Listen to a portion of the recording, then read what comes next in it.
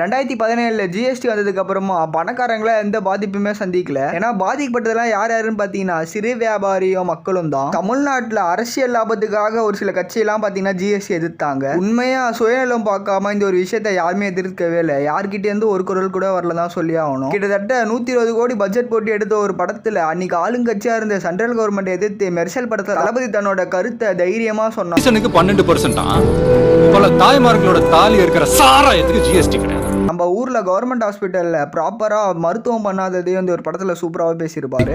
இலவசமா TV, grinder, mixie, fan, ஓட்டுக்கு ஆளுக்கு 5000 ரூபாய்லாம் கொடுத்த ஊர் சார் நம்ம ஊரு. மருந்து மாத்திரை கொடுக்க முடியாதான்னு தலை சிறந்த டாக்டர்களை உருவாக்கி கவர்மெண்ட் ஹாஸ்பிட்டலோட வளர்ச்சியோட பற்றாக்குறையினால தான் இந்த பிரைவேட் ஹாஸ்பிட்டல்லாம் வளருதுன்னு அன்னைக்கே தளபதி சொல்லியிருப்பார். நம்ம ஊர்ல கிட்னி திருட்டு பார்த்தீங்கன்னா சுப்ரீம் கோர்ட் வரைக்கும் போயிட்டு இப்போ சிபிஐ விசாரணை போயிட்டு இருக்கு. மருத்துவம் எப்படி பிசினஸா மாறிச்சுன்றதையும் மெர்சல் படத்துல விஜய் சூப்பராகவே பேசியிருப்பாரு.